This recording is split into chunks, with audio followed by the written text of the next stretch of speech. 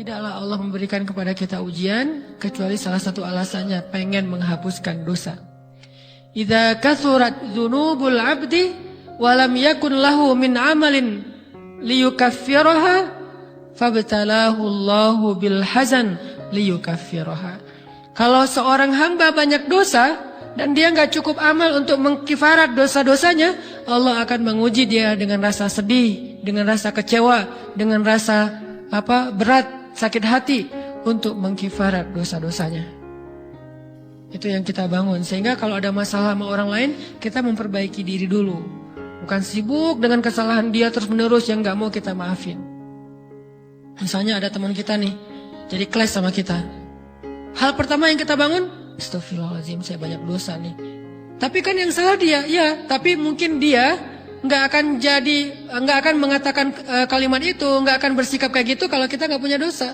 Allah sengaja mengutus dia untuk menguji kita lewat kata-katanya, lewat perilakunya, karena kita punya dosa.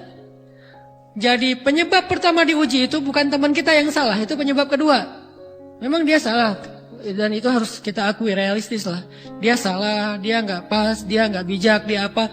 Oke, tapi yang mentakdirkan dia salah kepada kita Allah Subhanahu wa taala. Kenapa Allah takdirkan gitu? Karena kita masih punya banyak dosa.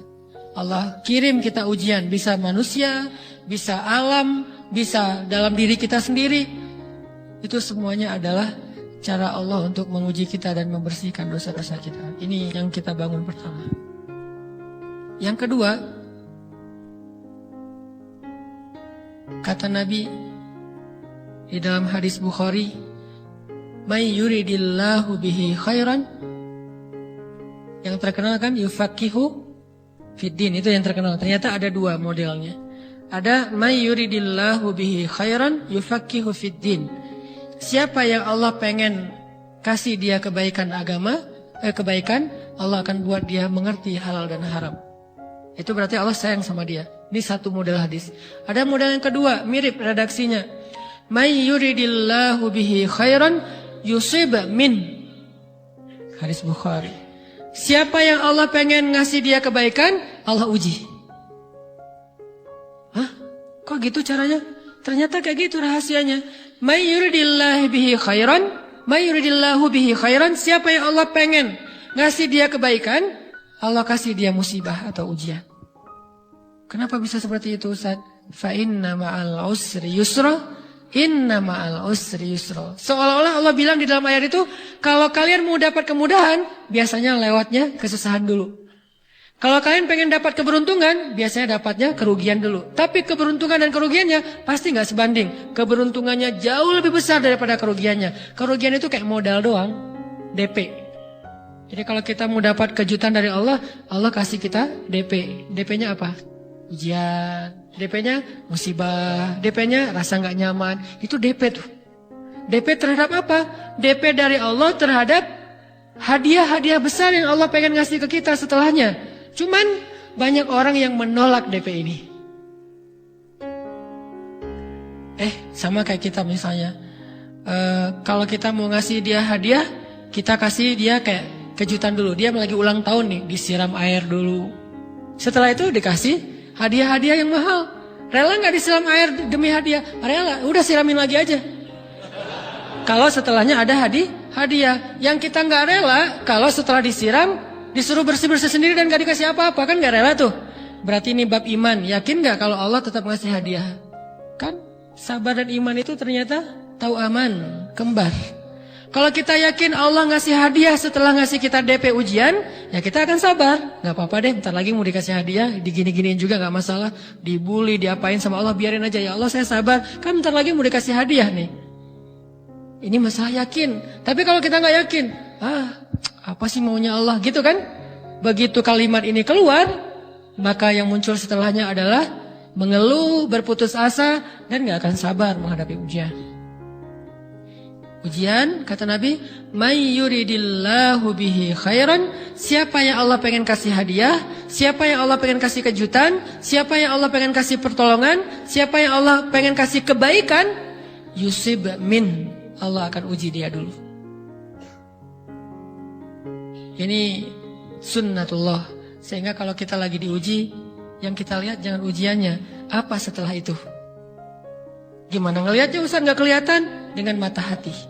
Istafti qalbak, tanya kepada hatimu, kelihatan nggak? Dengan mata hati. Gimana ngelihat dengan mata hati? Dengan iman.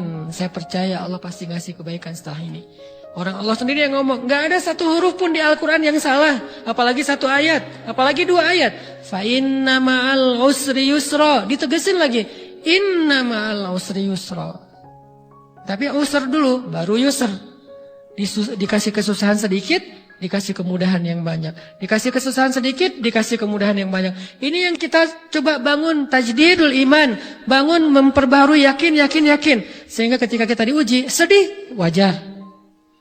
Mengaduh sedikit, bukan mengeluh ya. Kalau mengeluh kan nyalahin Allah. Kalau ngaduh, yang namanya orang dicubit kan, itu ngaduh. Tapi kalau, apa sih maunya Allah? Nah itu ngeluh. Antara mengadu dengan mengeluh berbeda. Mengadu, itu manusiawi. Sedih, itu manusiawi. Air mata, bahkan bukan hanya manusiawi, itu rahmat dari Allah. Orang yang gak bisa menangis itu yang bahaya.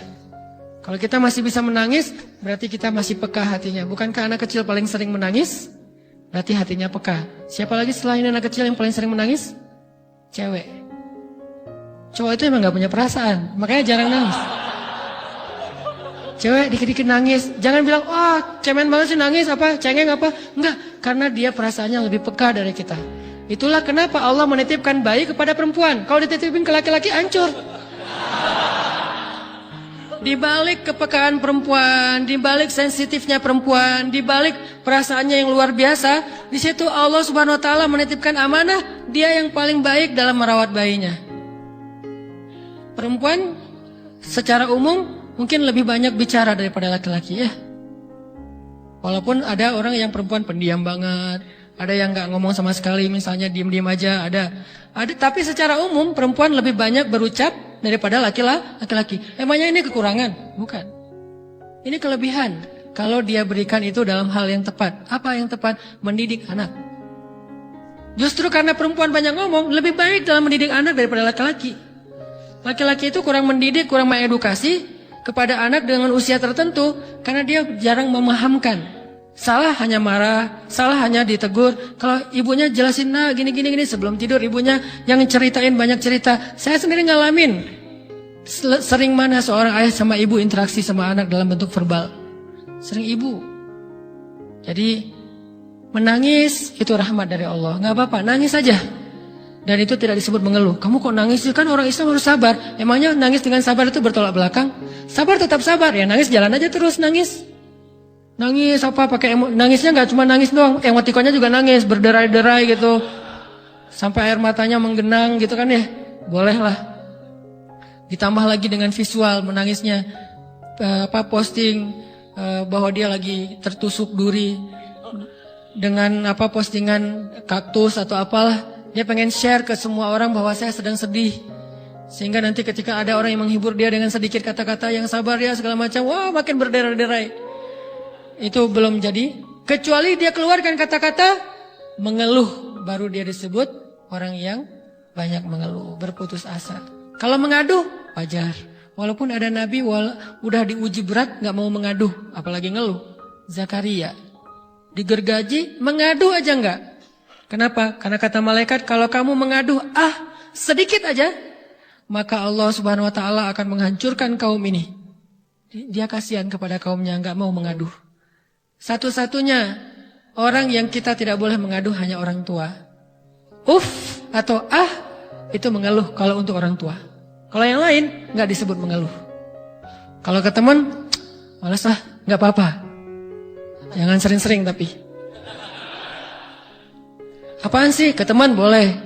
Tapi ke orang tua, saja, itu bukan lagi mengadu, itu sudah mengeluh. Khusus untuk orang tua. Kalau di antara manusia. Kalau kepada Allah dan Rasul, pastinya lebih dari itu. Ketika kita diam saja, tidak langsung beranjak, sami'na wa ata'na labbaik ya Rabbi wa sa'daik, gak memenuhi panggilan Allah, itu sudah disebut bagian dari kufur ingkar.